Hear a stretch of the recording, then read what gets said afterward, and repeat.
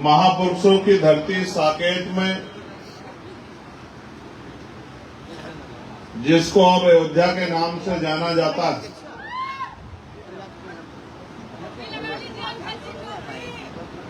आज 16वें प्रभु जन सम्मेलन में मुझे मुख्य अतिथि के रूप में बुलाया गया है। मैं सर्वप्रथम इस साकेत नगरी को नमन करता हूं और यहां पहुंचे हमारे इस मंडल के सभी सम्मानित पदाधिकारियों को, कार्यकर्ताओं को, इस क्षेत्र के सभी प्रबुद्धजनों को बहुत बहुत धन्यवाद देता हूं और उनका आभार प्रकट करता हूं। सम्मानित साथियों, अपनी बात को शुरू करने से पहले मैं बहुजन समाज में जन्मे सभी संतों, गुरुओं और महान पुरुषों को नमन करता हूं। प्यारे साथियों, नमन करने के पीछे एकमात्र उद्देश्य यह है कि अगर वो महापुरुष ना होते तो हम लोग ना हो, और अगर होते भी तो आज ये जो सम्मान का जीवन हम लोगों को मिला है,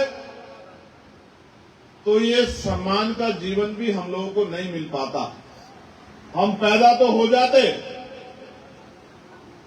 पृथ्वी पर तो होते, लेकिन कीड़े मकोड़ों की तरह, जानवरों की तरह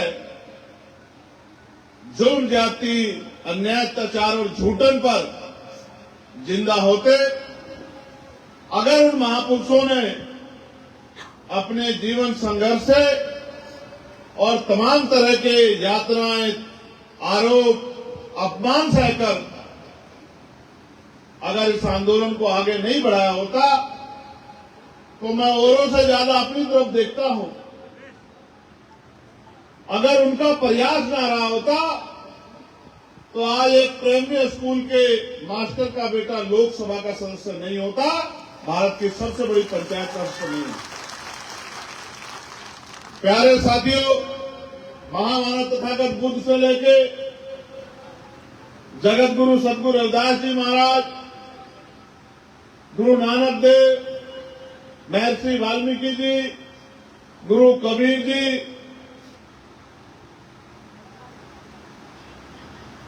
राष्ट्रपिता ज्योतिबा फूले,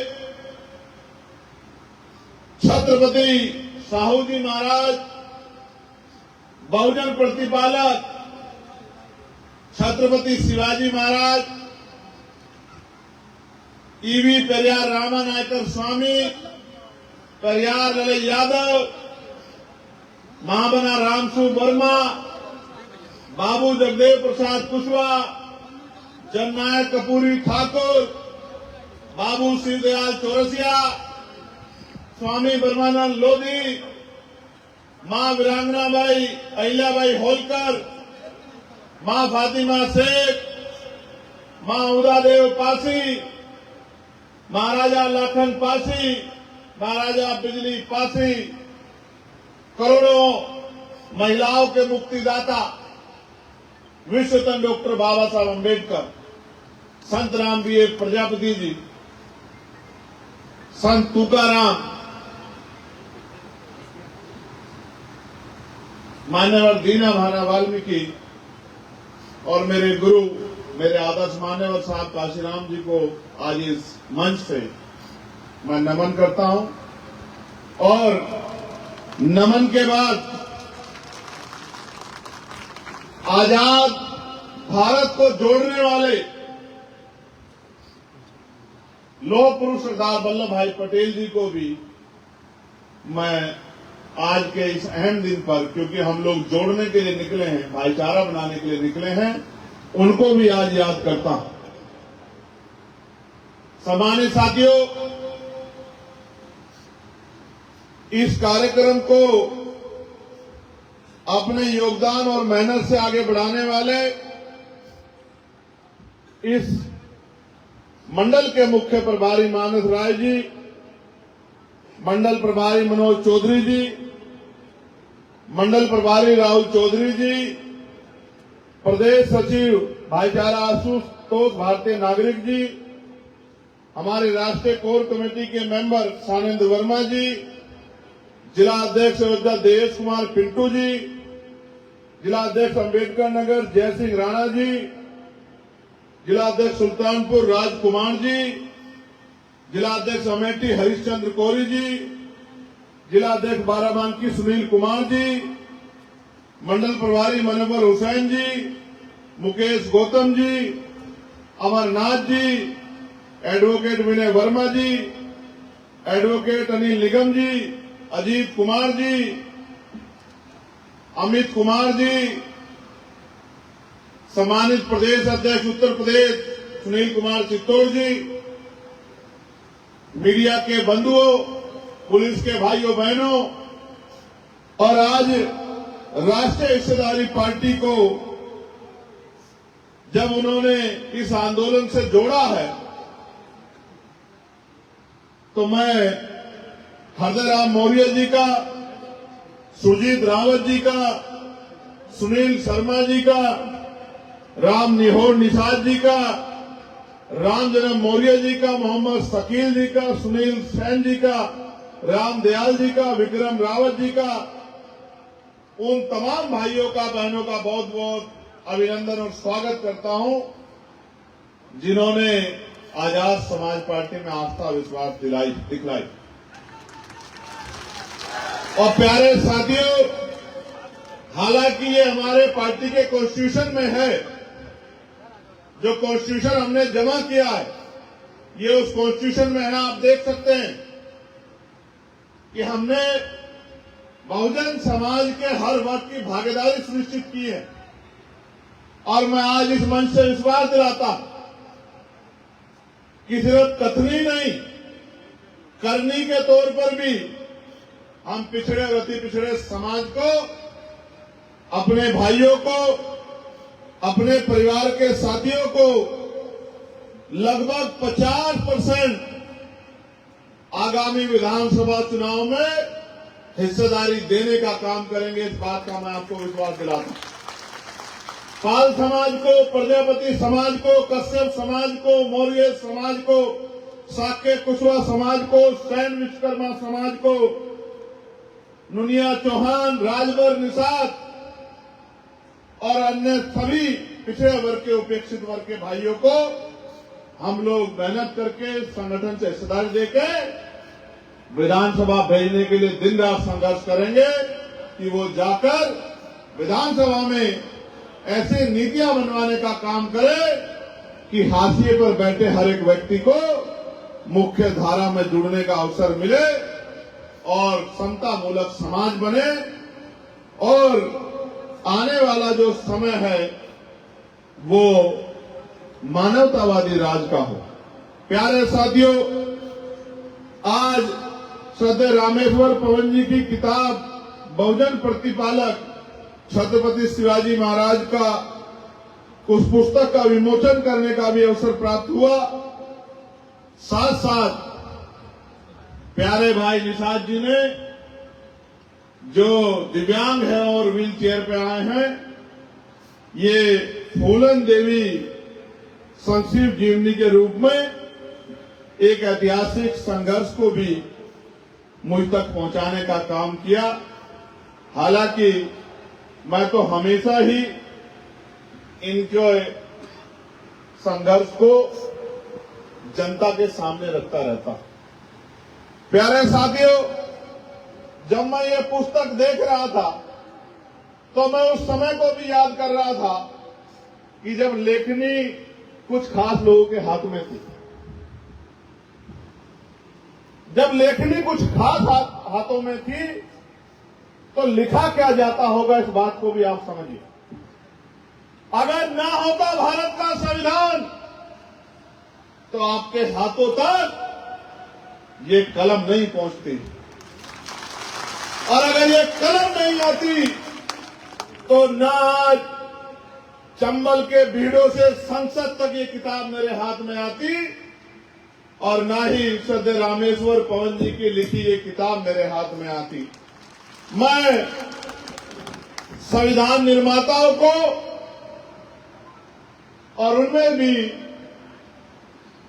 22 घंटे जागकर भारतीय संविधान को लिखने वाले उसके निर्माता डॉक्टर बाबा साहब अम्बेडकर को पुनः हृदय की गहराइयों से धन्यवाद देता हूं।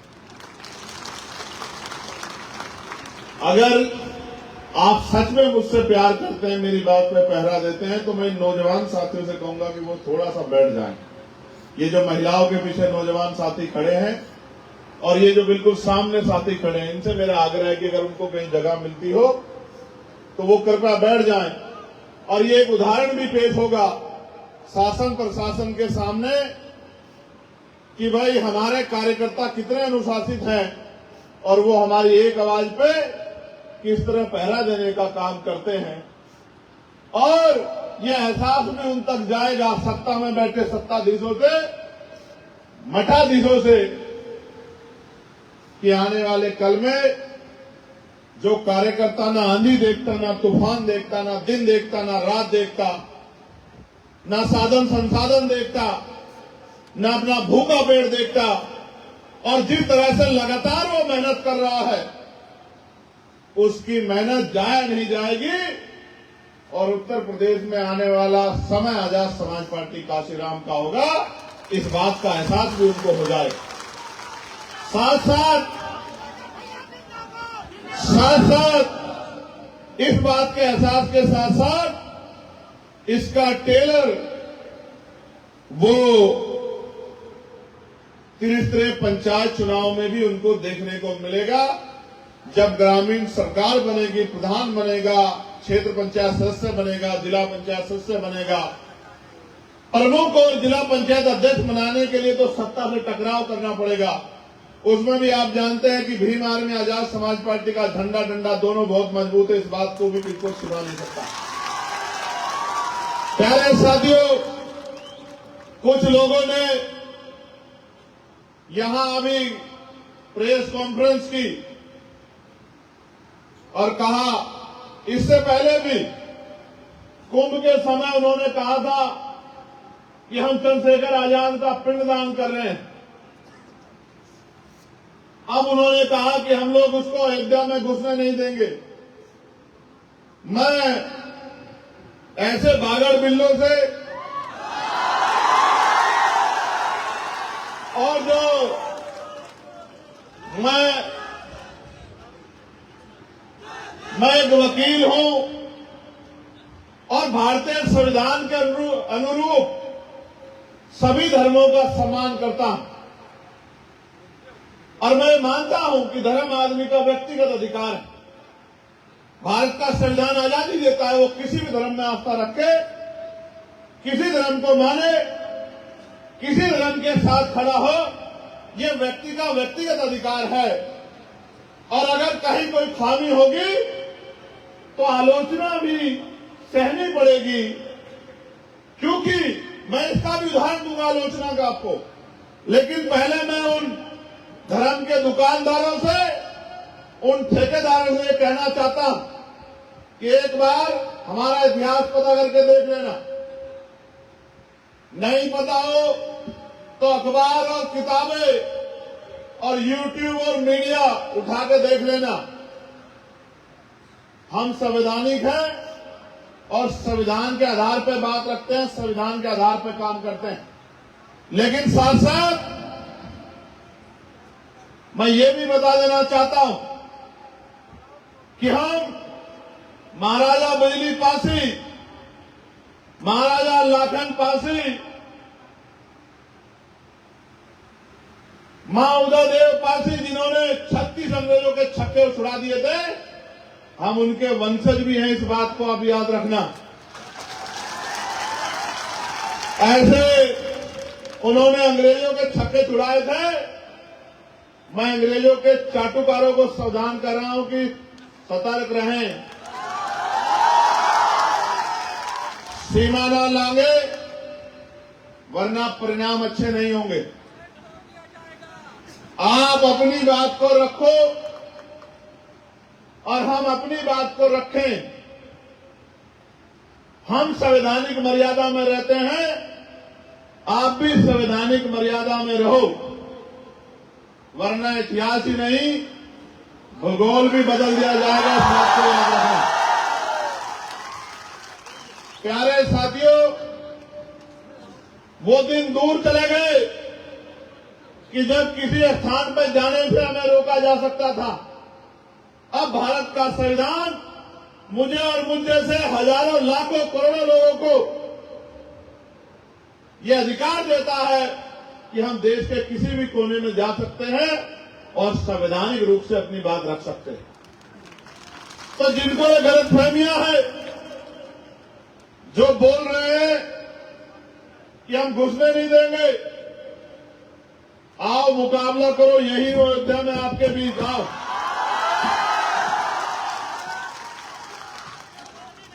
प्यारे साथियों, मैं इतिहास का छात्र हूं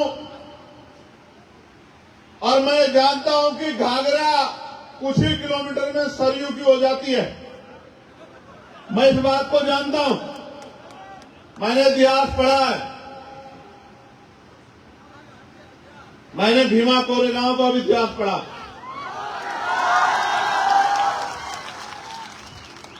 लेकिन मैं रोज अपने इस परिवार को समझाता हूं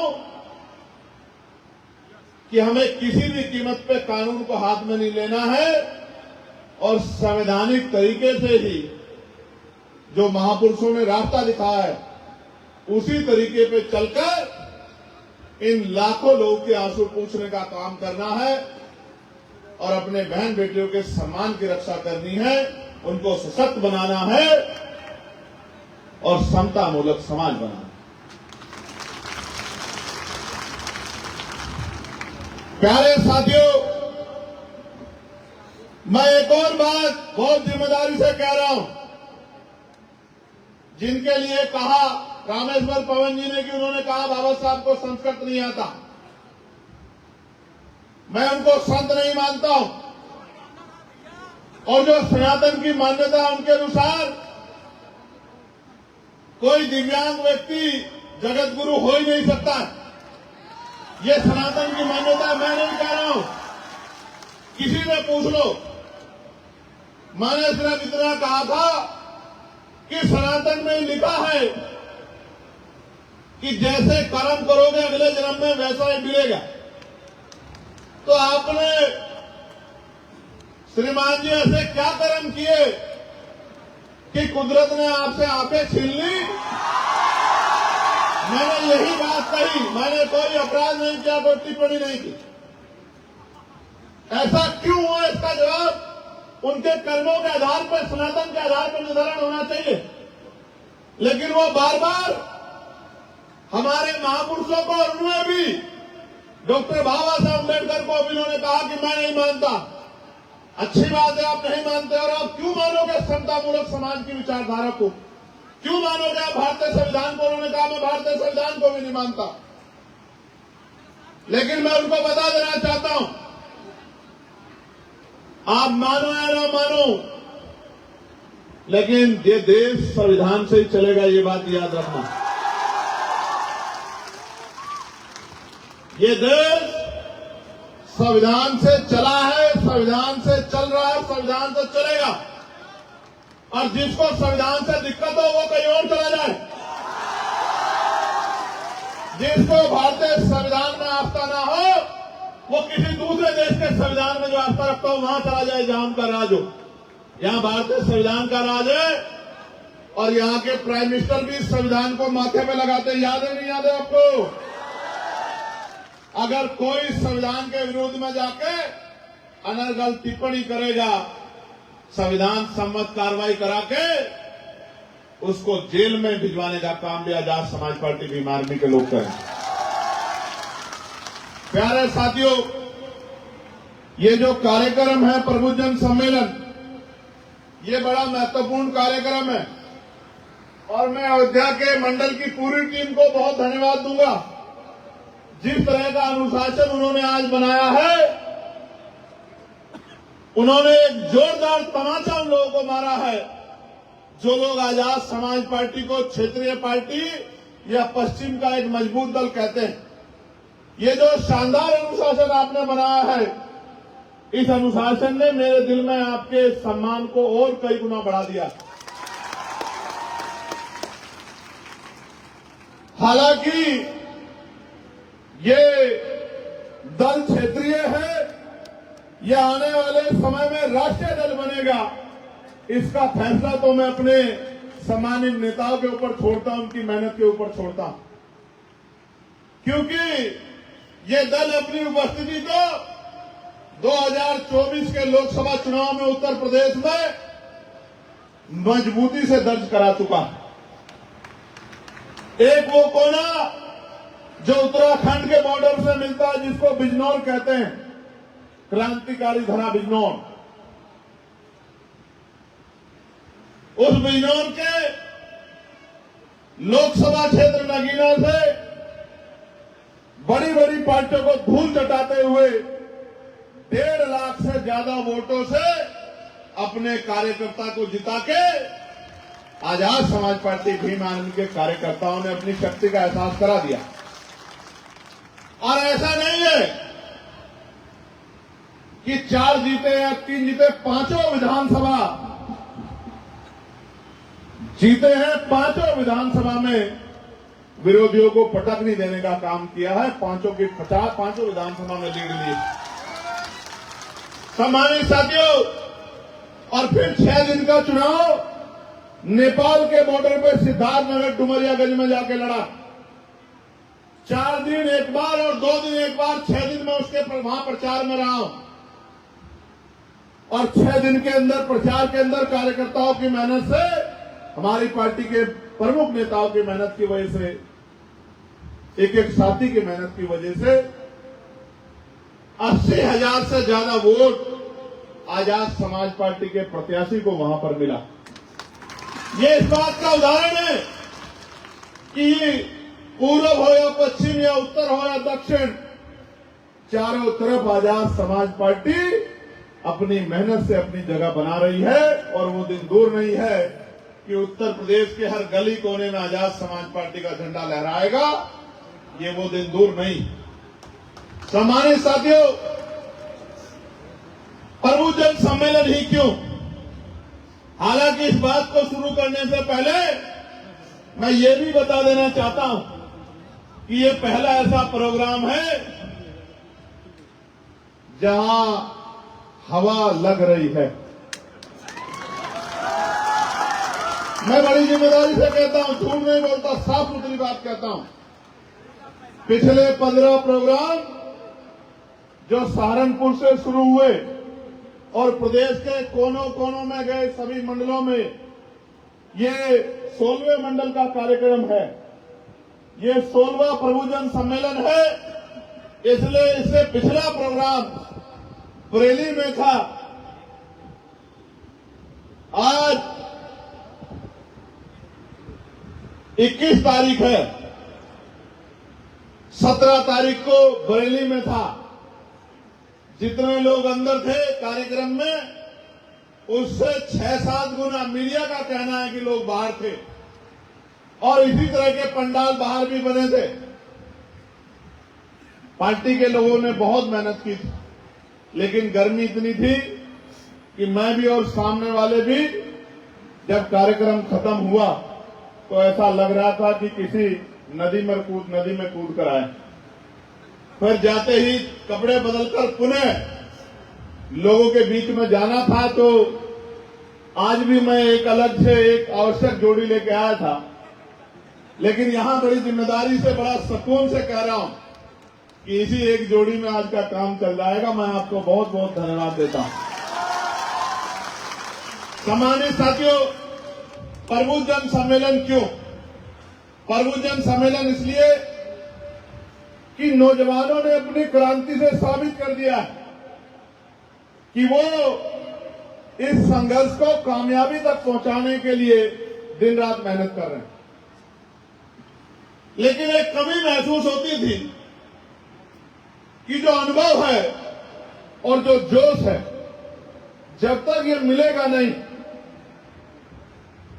एक टीम नहीं बनेगी, एक परिवार नहीं बनेगा, एक परिवार की तरह काम नहीं करेगा, तब तक बात दूर तक नहीं जाएगी। तो फिर यह तय हुआ कि सभी मंडलों में जाकर प्रभुजन सम्मेलन होंगे और वहां रहने वाले पूर्व प्रधान, वर्तमान प्रधान, पूर्व क्षेत्र पंचायत सदस्य, पूर्व जेल जिला पंचायत सदस्य, पूर्व रिटायर कर्मचारी अधिकारियों से के साथ उनको निमंत्रण भेज के उनसे चर्चा परामर्श होगा, उनके सुझाव लिए जाएंगे और उन सुझाव के आधार पर आजाद समाज पार्टी काशीराम को में उन सुझावों को लगाकर एक शक्ति बनाई जाएगी। और जब शक्ति बनेगी तो वो दिन दूर नहीं कि आपके भूखे पेटों तक भी स्वस्थ भोजन आएगा, साफ सुथरा भोजन आएगा, आपके प्यासे गलों में भी साफ सुथरा पानी आएगा और आपकी आंखों के आंसू खत्म होंगे, आपका वो इंतजार खत्म होगा जो इंतजार एक लंबे समय से यहां हक वंचित समाज के लोग कर रहे हैं। प्यारे साथियों, पहले प्रबुद्धजन सम्मेलन होते थे, लेकिन तमाम पार्टियां एक ही जाति के लोगों को मंच पर बिठाती थी और बाकी लोगों को सामने बिठाती थी और ये कहती थी कि ये प्रबुद्धजन है, इनके आधार पे हमें चलना। लेकिन हम लोग महापुरुषों को मानने वाले लोग, मेरा ये मानना है, बाबा साहब अम्बेडकर कहते थे जिस समाज में 10 डॉक्टर, 10 इंजीनियर, 10 वकील तैयार हो जाएंगे, उनके अधिकारों को छीना नहीं जा सकता है, उनकी तरक्की को रोका नहीं जा सकता है। आज तो भारतीय संविधान की बदौलत हम पे हजारों डॉक्टर, हजारों इंजीनियर, हजारों वकील, हजारों पत्रकार, हजारों चिंतक, हजारों प्रोफेसर, हजारों तमाम तरह के कुशल प्रतिनिधि हमारे पास मौजूद हैं। तो हमें बाबा साहब अम्बेडकर की बात को मानकर एकजुट होकर, समन्वय बनाकर, नीति बनाकर, विधि बनाकर समर्पित भाव से काम करना चाहिए। इसलिए प्रबुद्धजन सम्मेलन बुलाए और समाज के प्रतिष्ठित लोगों को मंच पर बिठा के, जो हक वंचित बहुजन समाज के लोग हैं, उनको मंच पर बिठाकर उनके जरिए चर्चा परिचर्चा करके जो दूसरे दल मनुवाद की विचारधारा को पालन करते हुए एक जाति को प्रभुत्व बताते थे, उनके खिलाफ महापुरुषों की मानवतावादी सोच को स्थापित करने का काम इन प्रबुद्धजन सम्मेलन के जरिए किया। जब प्रबुद्धजन सम्मेलन शुरू हुए, पहला सम्मेलन हुआ तो किसी की समझ में नहीं आया, लेकिन जब दूसरा, तीसरा प्रबुद्धजन सम्मेलन आया और चौथा सम्मेलन आगरा में हुआ और 5वां सम्मेलन लखनऊ में हुआ, प्रदेश की राजधानी में बात पहुंची तो सत्ता और विपक्ष के लोगों की बेचैनी बढ़नी शुरू हुई। उनको लगा कि ये तो कुछ अलग ही हो रहा है। और मैं आज बड़ी जिम्मेदारी से आपको कह सकता हूं, जिस तरह का कार्य आजाद समाज पार्टी भीम आर्मी के साथियों ने शुरू किया है, वो दिन दूर नहीं जब तीसरे पंचायती चुनाव का परिणाम आएगा। आप देखना, आजाद समाज पार्टी उत्तर प्रदेश का सबसे बड़ा दल होगा। इस बात को मेरी आप याद रखना। प्यारे साथियों, इनमें हमने कुछ विषय रखे हैं, जैसे जातिवार जनगणना। कोई कुछ भी कहे, आप मेरे पार्लियामेंट के हर एक स्पीच को उठा के देख सकते हैं। मैंने पहले दिन से पार्लियामेंट में कहा था, मौर्य जी जिस बात को कह रहे थे कि जिसकी जितनी संख्या भारी उसकी इतनी हिस्सेदारी, ये फॉर्मूला लागू होना चाहिए। उसके लिए जातिवार जनगणना की जरूरत है और सिर्फ गणना की जरूरत नहीं है। गणना तो 2011 में भी हुई थी, क्योंकि जातिवार गणना और 10 साल में होती है, लेकिन इस देश में SC/ST की गणना तो होती है और अन्य जातियों की गणना नहीं होती और 1931 के बाद हुई भी नहीं। लगभग 90 साल से ज्यादा का समय बीत गया है। जातिवार गणना होनी चाहिए, उसके साथ साथ ये भी पता लगना चाहिए, आर्थिक आंकड़े जारी होने चाहिए कि किसके पास 2 पहियों की गाड़ी है, किसके पास 4 पहियों की गाड़ी है, किसके पास 6 पहियों की गाड़ी है, किसके पास ट्रैक्टर है, किसके पास बस है, किसके पास जहाज है, किसके पास हेलीकॉप्टर है, किसके पास रहने को घर है, किसके पास खेती की जमीन है, किसके पास 2 धंधे हैं, किसके पास बड़ी बड़ी फैक्ट्रियां हैं, कौन ठेकेदारी कर रहा है, किसके खाते में कितने पैसे हैं, कौन सरकारी नौकरी पे है, कौन प्राइवेट नौकरी पे है, कौन भूखा सो रहा है, किसके पास छत नहीं है, किसकी आंखों में आंसू है, किसका पेट भूखा है, और कौन है जिनको 80 करोड़ लोगों को सस्ता राशन दिया जा रहा है। ये बात निकल के आनी चाहिए, ये निकल के आनी चाहिए, को पता लगना चाहिए, ये आंकड़े भी जारी होने चाहिए। और मैंने कहा था आपको, मैं तुलनात्मक रूप से बताऊंगा आलोचना। आप सम्मानित जन सब जानते हैं, लंबे समय देश में आरक्षण की आलोचना होती रही। लंबे समय जाति के आधार पर हमारे अधिकारी कर्मचारियों का अपमान होता रहा। कोई कुछ कहता है, कोई कुछ कहता है, कोई पुल गिरता है तो इंजीनियरों की जाति देखी जाती है, कोई ऑपरेशन गलत होता है तो इंजीनियरों की डॉक्टरों की जाति देखी जाती है। लेकिन जब इस देश में 2019 के अंदर ईडब्ल्यूएस के जरिए बिना किसी सर्वे के, बिना किसी गणना के, बिना किसी आंकड़े के ईडब्ल्यूएस आर्थिक आधार पर आरक्षण लागू हो जाता है और 10% सामान्य वर्ग के भाइयों को दिया जाता है, तब कोई आलोचना नहीं करता। अब इस देश में SC ST के साथ साथ ओबीसी के साथ साथ सामान्य वर्ग के लोगों को भी आरक्षण मिलता है। ये बात इसलिए जाननी जरूरी है कि अगर कोई आपसे कहे कि आपको आरक्षण मिलता है तो आप उसको बताना कि आपको भी बिना कुछ के आरक्षण मिलता है, आप पे कोई शोषण नहीं हुआ है, फिर भी आपको आरक्षण मिलता है। हम पे हजारों साल शोषण हुआ है, और आंकड़े करवा लो तो आज भी पता लग जाएगा कि अभी भी बहुत बड़ा तबका हाशिए पर है, फिर भी इस आरक्षण की बैसाखी जो हमें मिली है उसके नाम से आपको दर्द होता है। तो इसलिए आलोचना सुननी, उस पर झगड़ा नहीं करना, उसका तथ्यात्मक रूप से जवाब देना है। और अभी पार्लियामेंट में 33% महिलाओं को रिजर्वेशन देने के लिए कानून लाया गया। अगर आरक्षण बुरा है तो 33% महिलाओं को आरक्षण देने की बात ये कैसे आपको सूझी, जबकि यहां तो बड़े लंबे समय से महिलाएं डॉक्टर, इंजीनियर संविधान आने के बाद IAS, IPS, IFS, मुख्यमंत्री, प्रधानमंत्री, राष्ट्रपति तक रह गई है, आपकी सरकार ने बनाया है। तो आपको क्यों लगा कि महिलाओं को अलग से रिजर्वेशन मिलना चाहिए? क्योंकि बहुत दिनों बाद आपको ये समझ में आया कि आरक्षण है क्या। असल में जिसका प्रतिनिधित्व नहीं होगा, जिसका नेता नहीं होगा, जिसकी आवाज नहीं होगी, उसके दुख दर्द पे कोई चर्चा नहीं होगी। इसलिए आरक्षण जरूरी है, और जब तक देश में गैर बराबरी रहेगी तब तक इस देश में आरक्षण रहेगा। इस बात का मैं आपको विश्वास दिलाऊं। प्यारे साथियों, जब महिलाओं को आरक्षण दिया गया और ये कानून बनाया गया, मैंने उसमें भी डिमांड उठाई कि इनमें भी SC ST OBC की महिलाओं को, मुस्लिम महिलाओं को अलग से आरक्षण मिलना चाहिए, क्योंकि आज भी उनकी स्थिति उस तरह की नहीं बनी है जिस तरह की दूसरी महिलाओं की स्थिति बन गई है। लेकिन क्योंकि संख्या कम थी तो हमारा विरोध बहुत मायने नहीं रख पाया, लेकिन हमने अपने विचार को वहां भी रखा।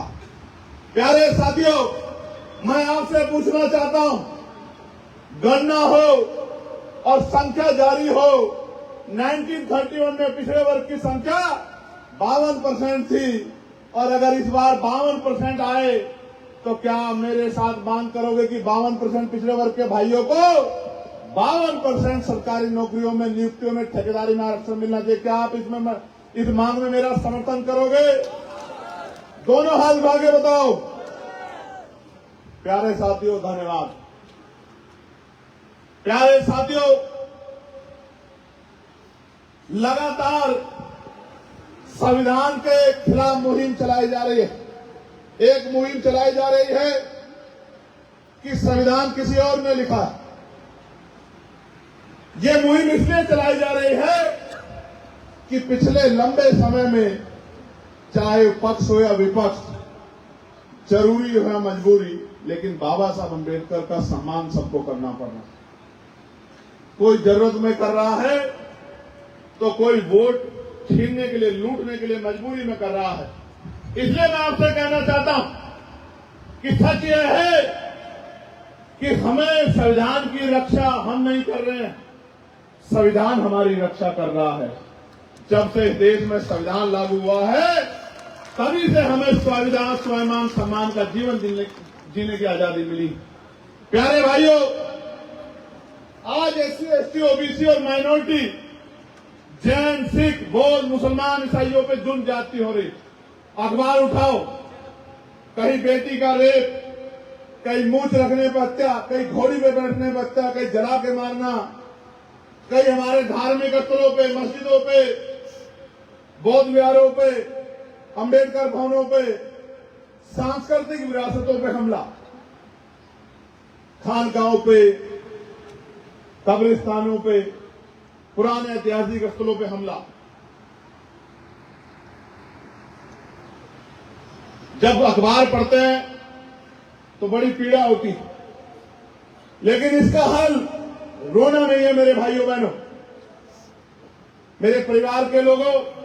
इसका हल रोना नहीं है, चिल्लाना नहीं है। इसका हल मैं आपको बता रहा हूं। आने और काशीराम साहब कहते थे कि जिस कौम को फ्री में खाने की आदत हो जाती है वो कौम कभी क्रांति नहीं करती, और जो कौम क्रांति नहीं करती उसके अधिकार सुरक्षित नहीं रहते, वो सत्ता में नहीं आती, और जो सत्ता में नहीं आती उनकी बहन बेटियां और उनके अधिकार सुरक्षित नहीं रहते। सीधा फंडा है, सीधा फॉर्मूला है। लोकतंत्र में जिनका वोट है उनका राज होना चाहिए। आप मेरी बात पे पहरा देने का काम करो। 8 घंटे अपने पेट को पालने के लिए, 2 टाइम के भोजन के लिए मेहनत करते हो, 2 घंटे राजकाज लाने के लिए काम करो।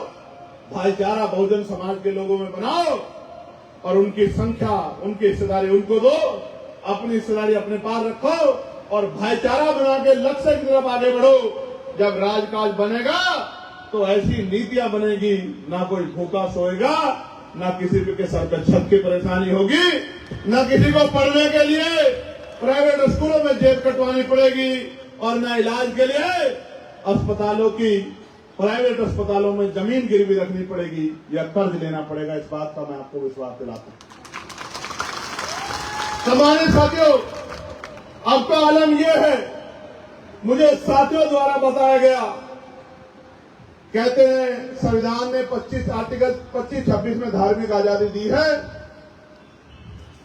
लेकिन अगर आप आई लव मोहम्मद कह देते हैं तो मुकदमा दर्ज हो जाता है और आपको जेल में डाल दिया जाता है। ये देखिए, अगर आप भगवान बुद्ध की कथा करते हैं तो पंडाल तोड़ दिए जाते हैं, मूर्तियां उठा के फेंक दी जाती है, आपको कोई नई परमिशन नहीं मिलेगी, और जिनके पास राजकाज है वो रोज कोई आयोजन करे, उनको किसी परमिशन की जरूरत नहीं है। मैं कह रहा हूं, आई लो मोहम्मद, लो मुझे जेल में डालो, मैं देखना चाहता हूं कि आपकी जेल में कितनी जगह। कोई किसी भी विचार को, किसी भी किरदार को पसंद कर सकता है, उसके लिए आप ठेकेदार नहीं। जितना प्यार हम बाबा साहब अम्बेडकर को करते हैं, उतने उन तमाम क्रांतिकारी महापुरुषों को भी करते हैं जिन्होंने गैर बराबरी के खिलाफ आंदोलन चलाया। प्यारे साथियों, इस गैर बराबरी का अंत भी तभी होगा जब राजकाज आपके हाथ में होगा। वरना आपको याद होगा 69,000 शिक्षक भर्ती, 20,000 पदों पर घोटाला हुआ, और वो 20,000 पदों में दलित पिछड़े वर्ग के बच्चे थे। ये वही हैं जिनको चुनाव के समय हिंदू कहा जाता है, और चुनाव के बाद इनके बच्चों के आगे बढ़ने के रास्ते ये उत्तर प्रदेश की सरकार रोकने का काम करती है, और जब हम 5 दिन आंदोलन करके मजबूर करते हैं तो पिछले दरवाजे से कोर्ट जाकर उनको उनके अधिकारों को लूटने का काम करती है। प्यारे साथियों, ये रायगंज में, यही अयोध्या में रेलवे स्टेशन का विस्तार हो रहा, लेकिन मैं आपको बता देना चाहता हूं, जाके देखो 150 से ज्यादा घर हैं वहां और बड़े पैमाने पे SC/ST के लोग हैं। मेरे खटीक समाज के परिवार रहते हैं, कोली समाज के परिवार रहते हैं।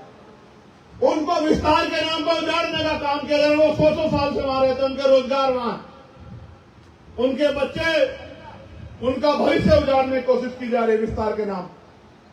और ये विस्तार कभी अमीरों की तरफ नहीं होता। आपको याद है जब ये एयरपोर्ट बना था तब भी कितने ही घर उजाड़े गए थे और मुआवजा नहीं मिला था। और मैं कह रहा हूं, चले विकास के नाम पे आप कुछ करना भी चाहते हैं तो जो 100 साल से वहां रह रहे हैं उनका विस्थापन, पुनर्स्थापन क्यों नहीं करा रहे? उनको पर्याप्त मुआवजा दो इसी सर्कल रेट में और उनको कोई बेहतर अच्छी जगह शहर के आसपास जगह दो। अगर आप विस्तार ही करना चाहते हैं, विकास ही करना चाहते हैं, लेकिन ये विस्तार विकास नहीं है, ये उनकी लाठी से आपका विनाश है। मेरी बात को आप याद रखना। हमारे कार्यकर्ताओं ने, हमारे नेताओं ने, लाखन जी ने और तमाम मनोज भाई, देवेश भाई ने, राहुल भाई ने वहां जाके आंदोलन किया, तब जाके उनके ऊपर जो खतरा मंडरा था कम हुआ। अभी भी खतरा टला नहीं है। मैं बहुत जिम्मेदारी से कहना चाहता हूं रेलवे विभाग को भी और यहां के एडमिनिस्ट्रेशन को भी कि अगर विस्तार विकास के नाम पे गरीबों के घरों को उजाड़ने का काम करोगे तो आजाद समाज पार्टी से सीधा मुकाबला होगा। भीम आर्मी से मेरी बात तैयार होगी। रास्ता है, अधिग्रहण करो, उन परिवारों को जो वहां 100 साल से रह रहे हैं उनको मुआवजा दो, कहीं और पुनर्स्थापित करो, उनके बच्चों को रोजगार दो। लेकिन आपकी मंशा नहीं। आपकी मंशा क्या, मैं बताता। आपकी मंशा है कोड़ियों के भाव जमीन लो और उसको बड़े बड़े इंडस्ट्री वालों को, पूंजीपतियों को करोड़ों के दाम बेच दो। आपने तो यहां जो भव्य राम मंदिर बनाया उसकी जमीन को भी नहीं छोड़ा। सब जानते हैं, सब जानते हैं आपने किस भाव ली और 10-12 घंटे बाद किस भाव जो है वो मंदिर ट्रस्ट को बेची। कुछ छिपावा, आप तो धर्म के नाम पे भी लूट करते हो, ये भी किससे छिपावा नहीं। इसलिए मैं कहता हूं कि दुकानदारों से सावधान रहने की जरूरत है। प्यारे भाइयों, मैंने पार्लियामेंट में मैं एक बिल लेके आया था, पता नहीं आपका ध्यान उस तरफ गया नहीं गया क्योंकि मीडिया नहीं छापती उस तरह से। मीडिया मेरी उसी बात को छापेगी, उसी बात को दिखाएगी जिससे उनकी टीआरपी बढ़ेगी, जिससे कंट्रोवर्सी पैदा होगी। मीडिया मेरी उस बात को नहीं दिखाएगी जो मैं प्राइवेट मेंबर बिल पार्लियामेंट में लेके आया था कि लगातार निजीकरण हो रहा है, सरकारी नौकरियां खत्म की जा रही है, लेटरल एंट्री, ठेकेदारी, संविदा के नाम पे हमारे लोगों को मरने के लिए 5,000, 7,000, 9,000, 11,000 में मरने के लिए झोंका जा रहा है। इसलिए निजी क्षेत्रों में आरक्षण की व्यवस्था होनी चाहिए और SC/ST OBC के लोगों को निजी क्षेत्रों में आरक्षण मिलना चाहिए। ये बिल में लेके आया, इसको किसी ने नहीं छापा। मत छापो, जिस दिन ताकत होगी ऐसा छापेंगे कि मिटेगा नहीं। मेरी बात को आप याद रखना। ऐसा छापेंगे, कहां छापेंगे? अगर उत्तर प्रदेश में ताकत होगी तो यही उत्तर प्रदेश की असेंबली में छापेंगे बहुमत से कि वो ऐसे कानून के रूप में बनेगा कि आप चाहो ना चाहो SC/ST OBC के लोगों को निजी क्षेत्रों में आरक्षण मिलकर रहेगा, इसको कोई रोक नहीं पाएगा। प्यारे साथियों, प्रमोशन में रिजर्वेशन, हालांकि मैं इस पर चर्चा नहीं करना चाहता क्योंकि वो एक पुरानी मूवी की एक शायरी है कि हमें तो अपनों ने लूटा, गैरों में कहां दम था।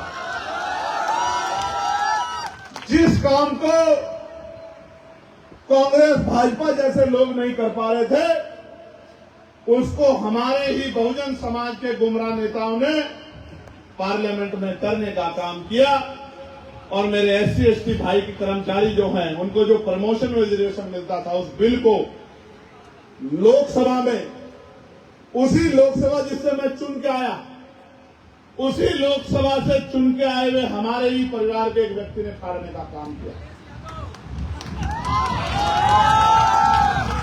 हालांकि उनमें और मुझमें बस इतना फर्क है, अगर मैं उनकी जगह होता तो उसको फाड़ता नहीं, उसका पुरजोर समर्थन करता और उसमें एक और बात ऐड करवाता कि एससी एसटी के साथ ओबीसी के भाइयों को भी प्रमोशन में रिजर्वेशन का लाभ मिलना चाहिए, वरना कोई नहीं जाने देगा हमें उन ऊंची ऊंची कुर्सियों तक। इसका उदाहरण है उत्तर प्रदेश की सरकार, यहां डीजीपी कार्यवाहक बनता है, अगर वो एससी एसटी ओबीसी का व्यक्ति हो, चाहे विश्वकर्मा जी हो या कोई और हो, वो कार्यवाहक बनता है जब सजा किया जाता है, तभी डीजीपी कार्यवाहक हटके मुख्य रूप से बनता है। ये उत्तर प्रदेश की सरकार का कार्यकाल है, आप और मैं जानते हैं।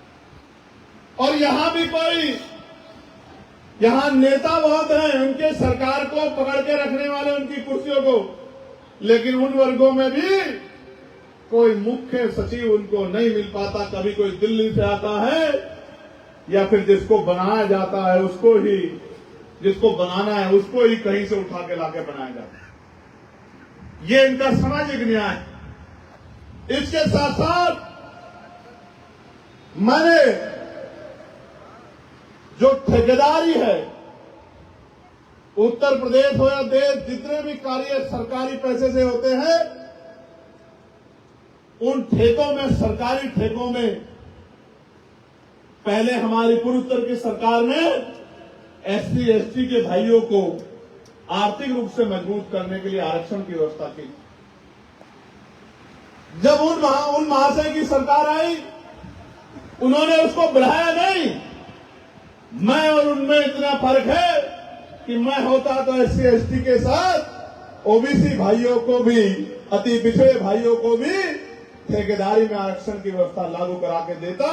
सरकारी ठेकों में उन्होंने किया क्या, इसके विपक्ष में उन्होंने उन ठेकों को, सरकारी ठेकों में जो आरक्षण का प्रावधान, उसको ही खत्म कर दिया। ये फर्क है उनमें, बाकी ज्यादा फर्क नहीं है। प्यारे भाइयों,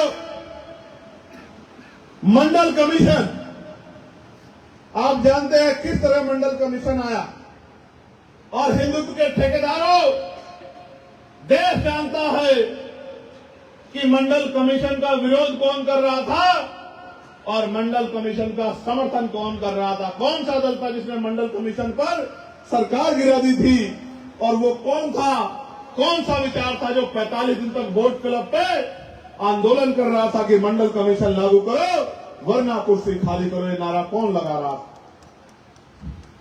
मंडल कमीशन ने इनके पिछड़े वर्ग के भाइयों को मुख्य धारा में लाने के लिए कॉन्स्टिट्यूशन के आर्टिकल 340 में जो प्रावधान है, जिसमें देर हुई क्योंकि केंद्र में हमारी सरकार नहीं बनी कभी, जिसमें देर हुई उसको लागू करने की बात थी। मैं विश्वनाथ प्रताप सिंह जी को धन्यवाद दूंगा, बिल्कुल धन्यवाद दूंगा, क्योंकि उनकी सोच सामाजिक न्याय की थी। उसके साथ साथ दबाव था बहुजन समाज के नेताओं। लेकिन सामान्य साथियों, 2 सिफारिशें लागू हुई और 38 सिफारिशें अभी भी डस्टबिन में पड़ी हुई। इसलिए मंडल कमीशन की संपूर्ण सिफारिशें लागू होनी चाहिए। इसके लिए भी हम प्रबुद्धन सम्मेलन में अपने लोगों से चर्चा करते हैं कि जब नीति बनेगी तो उसका लाभ सबको मिलेगा। प्यारे साथियों, एक बहुत महत्वपूर्ण जो मांग आज देश के मन में चिंता में है, उस पर बार बार चर्चा भी होती है। मैं आपसे पूछना चाहता हूं कि आप इस पे क्या सोचते हैं। प्यारे साथियों, बार बार चर्चा हो रही है कि ईवीएम से वोट की चोरी हो रही। मैं आपसे जानना चाहता हूं, जो लोग चाहते हैं कि आने वाले चुनाव ईवीएम से हो, वो ऐसे हाथ खड़ा कर लें। जो चाहते हैं कि आने वाले चुनाव ईवीएम से होते रहें और जो चाहते हैं बैलेट पेपर से चुनाव हो, वो हाथ ना खड़ा करें, वो मुट्ठी बंद कर लें ऐसे। और मैं मीडिया के बंधुओं को कहूंगा, ये लोकतंत्र है, जरा दिखाओ। 99.990% कमजोर वर्ग चाहता है कि उनके वोट के साथ कोई खेल ना हो और वो चाहते हैं कि चुनाव बैलेट पेपर में। बताओ, बैलेट पेपर में चुनाव होना चाहिए, नहीं होना चाहिए? बहुत बहुत धन्यवाद। प्यारे साथियों, जब सरकार आपकी नहीं होती तो क्या होता है, सुनिए। लखीमपुर खीरी में कोऑपरेटिव सोसाइटी बैंक में 27 नियुक्तियां हुई और 15 पद मुख्यमंत्री जी की सजातियों को चले गए।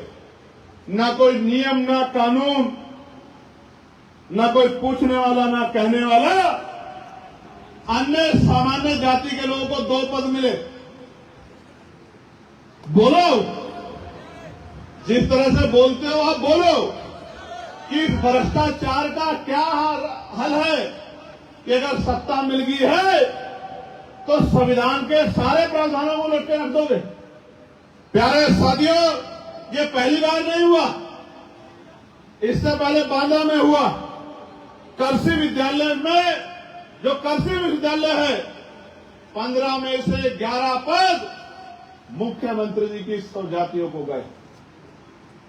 आप ये समझो, 70% अधिकार एक ही जाति को इस सरकार में मिल रहे हैं और ये कहते हैं कि हम सामाजिक न्याय कर रहे हैं। और इनके दलों में के साथ मिलकर जो दलित पिछड़े वर्ग के नेताओं ने जिन्होंने सरकार बना रखी है, उनकी आंखों की शर्म भी चली गई। उनके मुंह पर भी शब्द नहीं है कि वो इसका विरोध कर लें या अपने भाइयों के लिए हक की बात कर लें। प्यारे साथियों, आप जानते हैं मैं आजाद समाज पार्टी का अकेला सांसद हूं, लेकिन लोकसभा में आप देखते हैं कि देश भर में कश्मीर से लेकर कन्याकुमारी, अगर तमिलनाडु का भी कोई विषय आता है तो उस पर मैं उनकी आवाज बनने का काम करता हूं। पार्लियामेंट में मैं नए सांसदों में सबसे ज्यादा क्वेश्चन लगाता हूं। हालांकि नंबर लड़ के आता है, लेकिन फिर भी कोशिश करता हूं कि अपने क्षेत्र के साथ साथ सब जगह की आवाज उठाने का काम करूं। आप जानते हैं, प्रदेश देश में कहीं पर भी कोई अत्याचार हो उसकी आवाज भी उठाता हूं और अगर कोई नीति गलत बन रही हो तो उसका भी विरोध करता हूं। आप जानते हैं, सत्ता के इशारे पे सबसे ज्यादा मुकदमे मेरे ऊपर उत्तर प्रदेश प्रशासन और पुलिस के भाइयों ने लिखे। लेकिन आप ये भी जानते हैं कि उन्हीं पुलिस के भाइयों को 8 घंटे की ड्यूटी मिले, सप्ताह में 1 दिन छुट्टी मिले, उनकी वेतन विषमता दूर हो, उनकी ट्रांसफर पोस्टिंग जो है उनके नियम सरल किए जाएं और उन पे जो कार्यभार जबरदस्ती लादा गया उसमें कमी हो, उनका बैकलॉग भरा जाए। अगर इस बात को भी पार्लियामेंट में किसी ने उठाने का काम किया तो आपके इसी भाई ने किया, चंद्रशेखर आजाद ने किया। और आप देखना, मैं जो कहता हूं वो करता हूं। जिस दिन हमें अवसर मिलेगा, उत्तर प्रदेश के अंदर सबसे पहले दिन में ही बॉर्डर स्कीम खत्म करने का काम करेंगे और पॉलिसी बना के 8 घंटे की ड्यूटी पुलिसकर्मी भाइयों को दिलाने का काम करेंगे। और सिर्फ 8 घंटे की ड्यूटी नहीं, सप्ताह में 1 दिन छुट्टी भी उनको दिलाने का काम करेंगे अन्य कर्मचारियों की तरह, जिससे वो भी अपने परिवार को मुख्य धारा में लाने के लिए तमाम प्रयास कर सके। कई बार मैं देखता हूं छुट्टी नहीं मिलती, फ्रस्ट्रेशन हो जाता है, गंभीर कदम उठा लेते हैं। इसलिए उनकी मांग को हम लोग लगातार उठाने का काम करें और बहुत जल्द पार्लियामेंट के जरिए भी हम लोग कोशिश करेंगे कि पुलिस एक्ट में रिफॉर्म हो और हमारी जो ये मांगे हैं उनको रखा जाए और पुलिस के भाइयों की पीड़ा कम। प्यारे भाइयों, उत्तर प्रदेश में होमगार्ड भाइयों के वेतन वृद्धि की मांग, पीआरडी के जवानों के वेतन वृद्धि की मांग, आशा बहनों के वेतन वृद्धि की मांग, आंगनबाड़ी बहनों के वेतन वृद्धि की मांग, भोजन माताओं के वेतन वृद्धि की मांग यहां तो 3 महीने से मिला भी नहीं है, मैंने पढ़ा था अखबार में। उनके वेतन वृद्धि की मांग, उनको उचित मानदेय, पंचायत सहायक, ग्राम रोजगार सेवक, ग्राम चौकीदार, तमाम भाइयों के वेतन वृद्धि की मांग को हम लोग पार्लियामेंट में उठाते हैं। और मैं आज इस मंच के माध्यम से कह रहा हूं, जब अवसर बनेगा, ताकत बनेगी, तो पॉलिसी बना के कम से कम 21,000 रुपए वेतन इन लोगों को हम लोग दिलाने का काम करेंगे जिनका वेतन कम। प्यारे साथियों, एक समय था 0 फीस पे एडमिशन होती थी, 0 फीस पे, और शिक्षा अधिकार है हमारा। इस देश में राइट टू एजुकेशन के नाम पे कानून बना है, लेकिन आप जानते हैं जब स्कूल मंच के नाम पे बंद किए जा रहे थे तो पार्लियामेंट में इस सरकार का टेकुआ पकड़ने वाला भी आपका भाई चंद्रशेखर आजाद, जिसने नियमों के अनुरोध में जागरूक जाकर सरकार को उनकी गलती का एहसास कराने का काम किया, जिसके बाद पीसी करके शिक्षा मंत्री उत्तर प्रदेश ने मेरी बात को ही दोहराते हुए कहा कि 1 किलोमीटर के अंदर जो स्कूल है वो बंद नहीं किए जाएंगे और जहां जरूरत है वो स्कूल भी बंद नहीं किए जाएंगे। हजारों स्कूल जो बंद किए जा रहे थे वो स्कूल पुनः जो है खोले गए। सम्मानित साथियों, लेकिन चिंता इस बात की है, स्कूल तो हैं लेकिन जितने विषय हैं उतने टीचर नहीं, सपोर्टिंग स्टाफ नहीं और कोई पूछने वाला नहीं। मंत्री जी की सुरक्षा में लोग कम हो जाएंगे, उनकी सेवा में लोग कम हो जाएंगे तो बवाल हो जाएगा, लेकिन बच्चों का भविष्य बनाने वाली शिक्षा में अगर टीचर कम हो जाएंगे, 6 महीने तक किताब नहीं मिलेगी, ड्रेस नहीं मिलेगी, स्कॉलरशिप नहीं मिलेगी तो किसी को फर्क नहीं पड़ेगा। इसलिए मैं बार बार कह रहा हूं, शिक्षा व्यवस्था तब तक नहीं सुधरेगी जब तक सरकारी स्कूलों में प्राइवेट स्कूलों के मुकाबले की सुविधा नहीं आएंगी। और उसमें भी एक ही तरीका है कि गांव के प्रधान से लेके और राष्ट्रपति तक के बच्चों को सरकारी स्कूलों में पढ़ाया जाए। गांव में विकास की योजना में सहायक बन रहे सेक्रेटरी से लेके, क्या कहते हैं गांव में आप उनको, सचिव से लेके, ग्राम सचिव से लेके और चीफ सेक्रेटरी तक के बच्चों को जब तक सरकारी स्कूलों में नहीं पढ़ाया जाएगा, यानी कि कानून बनाने वाले और कानून लागू कराने वालों के हित जब तक सरकारी स्कूल से नहीं जोड़े जाएंगे, उनके बच्चों का भविष्य नहीं जोड़ा जाएगा, तब तक सरकारी स्कूलों में सुविधाएं नहीं आएंगी, शिक्षा नहीं मिलेगी। मेरी बात को आप याद रखना। इसलिए हम इसको पॉलिसी बना के उत्तर प्रदेश में लागू करने का काम करेंगे। डीएम एसएसपी हो या कमिश्नर हो या चीफ सेक्रेटरी प्रमुख सचिव हो या डीजीपी हो, सीओ एसएचओ दरोगा जी हो या एडीएम एसडीएम कानून तहसीलदार हो, चाहे विधायक सांसद हो, चाहे जिला पंचायत के सदस्य या चेयरमैन नगर पालिका के या जिला पंचायत के अध्यक्ष हो, सबके बच्चों को शिक्षा सरकारी स्कूल में बनेगी और कानून बनेगा कि दिलवानी ही पड़ेगी। तब जाके आप देखना, एक कुर्सी पर जब किसान का बेटा बैठा होगा, जैसे पंक्ति है, दूसरी कुर्सी पे जिलाधिकारी का बेटा बैठा होगा, तीसरी पे एसएसपी का बेटा बैठा होगा, चौथे पे विधायक जी का बेटा बैठा होगा, 5वीं पे सांसद जी का होगा, 6ठी पे मजदूर का बेटा बैठा होगा, 7वीं पे खेत में काम करने वाले, पेंट करने वाले, लोगों का घर बनाने वाले खून पसीना लगाने वाले मजदूर का बेटा बैठा होगा तो आप देखना शिक्षा बराबरी की मिलेगी। और जब शिक्षा बराबरी की मिलेगी आप देखना फिर पता लगेगा किसमें कितनी काबिलियत। सम्मानित साथियों, आज आप इलाज कराने जाते हो, कहते हैं आयुष्मान कार्ड दे दिया, 6 यूनिट होगी परिवार में तो इसका लाभ मिलेगा। लेकिन सामान्य साथियों, जिसके परिवार में 6 यूनिट नहीं है उसका क्या? जिसके परिवार में 2-3 लोग हैं, 4 लोग हैं, 5 है और वो गरीब है, मगर वो भी अपने पिता से, पत्नी से, मां से, बेटी से, बेटे से, बहन से उतना ही प्यार करता है जितने अमीर धन्ना सेठ करते हैं। वो भी चाहता है कि इनको कुछ ना हो। जब उसके इलाज के लिए उन पे पैसे नहीं होते तो घर बेचते हैं, गिरवी रखते हैं, जमीन गिरवी रखते हैं, जेवरात गिरवी रखते हैं। कब तक चलता रहेगा भारत? इसलिए मैंने कहा है कि सरकारी अस्पतालों को ऐसा बनाएंगे कि प्राइवेट अस्पताल उसके मुकाबले कहीं ठहर नहीं पाएंगे। और कैसे बनेंगे?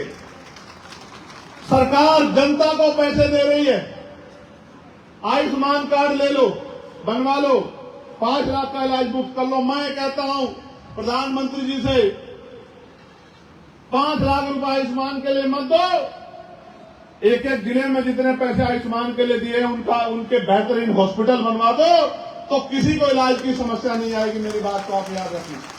बजट उठा के देखो, एक जिले में जो बजट बना है लगभग उसी बजट में एक एम्स जैसा हॉस्पिटल जिले में बन सकता है, एक हायर सेंटर बन सकता है। मेरी बात को याद रखना। और प्यारे साथियों, हम तो एक सीधा काम करेंगे, पॉलिसी बनाएंगे कि इससे ज्यादा फीस प्राइवेट अस्पताल नहीं लेंगे। एक बात। दूसरी बात, जो मैंने पहले कहा, जो कानून बनाने वाले हैं और जो लागू कराने वाले हैं उनका और उनके परिवार का इलाज सरकारी अस्पताल में होगा। फिर आप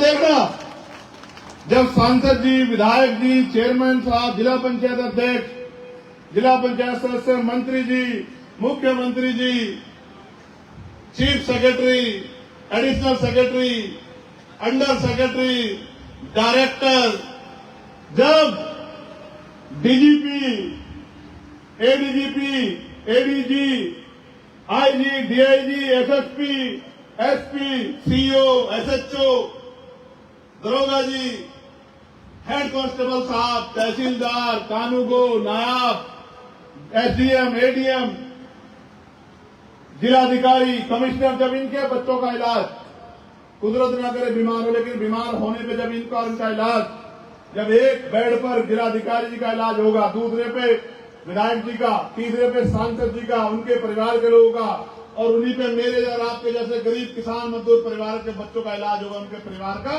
तब आप देखना क्या परिवर्तन होगा। ऐतिहासिक क्या, डॉक्टर टाइम पे मिलेगा, दवाई बाहर से नहीं लिखी जाएंगी, सारी मशीन वही होंगी, एक्सरा हो, ईसीजी हो, सीटी स्कैन हो, एमआरआई हो, रिपोर्ट टाइम पर आएगी, स्टाफ पर्याप्त होगा, नेताजी को गर्मी ना लग जाए, एसी लगेगा अस्पतालों में, साफ सुविधा होगी, तो उसके इलाज का लाभ आपको और मुझे भी मिलेगा, गरीब परिवार को। मेरी बात को आप याद रखना। सामान्य साथियों, मैं आपसे भी कुछ मांगना चाहता, क्या आप मेरी मदद करेंगे? क्या ये सरकार अगर चाहे तो महिलाओं को घर पर रोजगार नहीं दे सकती? क्या आप बताओ? पॉलिसी बना ले। मैं तो लॉ का स्टूडेंट हूं, लेकिन जान सब गया कि अगर मैन्युफैक्चरिंग हम लोग अपने यहां शुरू कर दें तो आबादी हमारे लिए कोई समस्या नहीं है। अगर मैन्युफैक्चरिंग हमारे यहां शुरू हो जाए, जो माल हम बड़ी बड़ी कंपनियों से बनवा रहे हैं वो हम गरीब परिवारों से क्यों नहीं बनवाते, समूह बना के? मैन पावर हम पे बहुत है। अगर वही कच्चा काम हम लोग ग्रामीण महिलाओं को दे दें तो घर में इनका सम्मान भी बढ़ेगा, इनकी इज्जत भी बढ़ेगी और इनको आगे बढ़ने का मौका भी मिलेगा, अपने सपने पूरे करने का मौका भी मिलेगा। सम्मानित साथियों, आज 5,000, 7,000, 9,000, 11, 17,000 में सफाई कर्मचारी की ड्यूटी। सबसे गंदा व्यवसाय, सबसे गंदा काम, और ठेकेदारी पे देते, पक्की नौकरी देते। मैं आज आपको विश्वास दिलाता हूं कि जब हमें अवसर मिलेगा तो समान काम समान वेतन पॉलिसी लागू होगी। जो सुविधा और वेतन सरकारी कर्मचारी को मिलता है, पहले तो प्राइवेट कर्मचारी नहीं होंगे, ठेका संविदा नहीं होंगे, सबको नियमित करेंगे। जितने भी ठेके संविदा बनाए गए हैं रोस्टर के अकॉर्डिंग उन सबको नियमित करेंगे। ये हमारी मांग थी कि निगम बने, ये हमारी मांग थी। लेकिन अगर अवसर बनेगा तो अगर प्राइवेट रोजगार भी देना पड़ा तो उसको वेतन और सम्मान सुविधा वही देंगे जो सरकारी कर्मचारी को मिलती है। इस बात का मैं आपको विश्वास दिलाता हूं। सम्मानित साथियों, मैं आपसे कुछ मांगना चाहता हूं। दोनों हाथ उठा के बताओ, दोगे नहीं दोगे? उठा के रखो 3 घंटे तक, तभी माना जाएगा कि आपके अंदर संकल्प है।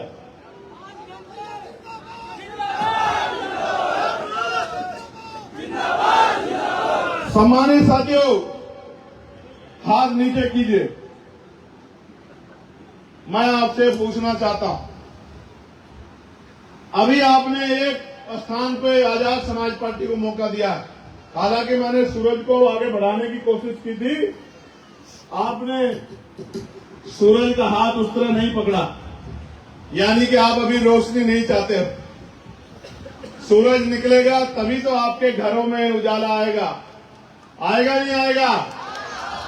तो मैं आपसे पूछना चाहता हूं, जब एक सांसद आपने बनाया तो आपके इतने मुद्दों पे चर्चा होती है, सरकार से आंख से आंख मिला के जवाब मांगा जाता है। आने वाले तीसरे पंचायत चुनाव में अगर आप ग्रामीण सरकार, प्रधान, बीडीसी, जिला पंचायत सदस्य आजाद समाज पार्टी का बनाएं तो आप देखिए कैसे आपके क्षेत्रों में काम नहीं होगा। जिनकी बागडोर चंद्रशेखर आजाद के हाथ में होगी, क्या वो आदमी गलती कर सकता है? क्या वो आदमी आपसे मुंह मोड़ सकता है? क्या वो आपके काम को ना कर सकता है? क्या वो छिप सकता है आपसे? अभी आपने देखा होगा सोशल मीडिया पे, मेरे क्षेत्र में गुलदार ने लोगों की जान लेने का काम किया, तो मैंने औरों की तरह सिर्फ निर्देश नहीं दिया, मैं खुद ही वहां चला गया और जंगल में जाकर रात बिताई कि अगर कोई खतरा आएगा तो सबसे पहले चंद्रशेखर आजाद के ऊपर आएगा, फिर मेरी मां बहनों तक जाएगा, मेरे भाइयों तक जाएगा। और उसका परिणाम ये हुआ, दिन रात जंगल में जो हमने कॉपिंग की तो 3 गुलदार आज तक पकड़े गए और उनको कानपुर लाके चिड़ियाघर में, यहां कानपुर चिड़ियाघर में छोड़ा जा रहा है। पहले उनको पकड़ते थे वहीं छोड़ देते थे, लेकिन जिस दिन मैंने देखा एक 8 साल के बच्चे को नोच दिया उस गुलदार ने, 8 साल के बच्चे को, और उसके पिता मां को मैंने देखा, उसकी मां मुझसे कह रही कि 5 लाख रुपए मुआवजा देती है सरकार। तो कहती है कि मेरे बच्चे की कीमत 5 लाख रुपए, क्या भैया मुझे 5 लाख रुपए नहीं चाहिए, मेरा बच्चा लौटा दो। मैंने उसे वचन देते हुए कहा कि जब तक तेरे आंसू पूछ के उन गुलदारों को पकड़वाने का काम नहीं करूंगा तब तक मैं अपने कमरे पे नहीं लौटूंगा, चाहे मुझे रात जंगल में बितानी पड़े। और परिणाम ये हुआ कि वो आदमखोर गुलदार पकड़ा गया। प्यारे साथियों, 5 लाख रुपए किसी की कीमत नहीं हो सकती, इसलिए मैंने सरकार से मांग की कम से कम 25 लाख रुपए मुआवजा मिलना चाहिए और उससे पहले से आदमखोर गुलदार को पकड़ना चाहिए। लेकिन सामान्य साथियों, इस सरकार की नींद नहीं खुली। आज आप देखते होंगे छूटा पशु, कई बार वीडियो आती है, किसी महिला को, किसी बुजुर्ग को, किसी काम जाते बच्चे को, किसी स्कूल जाते बच्चे को उठा के फेंक देते। आवारा कुत्तों का भी ये हाल है। लेकिन ये सरकार इंसानों की जान की परवाह नहीं करती। और सही बात तो यह है कि ये उन पशुओं की परवाह भी सिर्फ राजनीतिक कारणों से करती है। वरना आप चेक करके देखो, बीफ एक्सपोर्ट में हम दूसरे तीसरे नंबर पे चले गए। कौन से नंबर में? दूसरे नंबर पे चले गए। और जब ये आए थे तो शायद छठे सातवें नंबर पे होंगे। देखो मैं आपको ये उदाहरण के तौर पे बता रहा हूं। ये जो कहते हैं उसके उल्टा करते हैं। बीफ एक्सपोर्ट में हम लोग दूसरे नंबर पे चले गए और यहां छुट्टा पशुओं ने लोगों को की खाल उधेड़ने का काम किया। आप गौशालाओं में जाइए, कई बार आप देखते हैं गायें मरी पड़ी हैं, कोई पूछने वाला नहीं। सम्मानित साथियों, मुझे और आपको चिंतन करना पड़ेगा कि हमारी दुख तकलीफें कैसे दूर होंगी, हमारी समस्याओं का कैसे हल होगा, हमारे पढ़े लिखे बच्चों को रोजगार कैसे मिलेगा, हमारी गरीबी बेबसी लाचारी कैसे खत्म होगी, हम पे जो जुल्म हो रहा है वो जुल्म कैसे खत्म होगा, हमारी आंखों के आंसू कैसे सोखेंगे, हमारे आने वाली पीढ़ियों को कैसे सम्मान मिलेगा। ये बात हमें समझनी पड़ेगी। और एक ही फॉर्मूला है, भाईचारा बनाइए। क्या लिखा है? अस्तित्व बचाओ, अस्तित्व बचाओ, अस्तित्व बचाओ, अस्तित्व बचाओ। और जिन महापुरुषों का नाम मैंने लिया है वो तमाम महापुरुष वो हैं जिन्होंने अपने और अपने परिवार के अपने बच्चों का बलिदान दिया, अपने जीवन को निछावर किया, तब जाके आज ये कपड़े हमारे तन पे आए। मैं मुस्लिम भाइयों से भी कहना चाहता हूं, हमारे मंच पर उपस्थित है, हालांकि ये भी सच है कि तब से ही लोग मुस्लिम कहने लगे हैं जब से मैं बोलने लगा। उससे पहले तो अल्पसंख्यक कहते थे, आप लोग इस बात को जानते हैं। नहीं जानते हो तो अपने जो राजनीति कर रहे हैं उनसे पूछ के देख लो। अल्पसंख्यक समाज कहते थे। मैंने कहा कि इतने बड़े समाज को, उनके आइडेंटिटी को इग्नोर नहीं किया जा सकता, तो मुस्लिम समाज ही कहना चाहिए। आज जरा सी कोई बात हो जाए एकदम बुलडोजर आ जाता।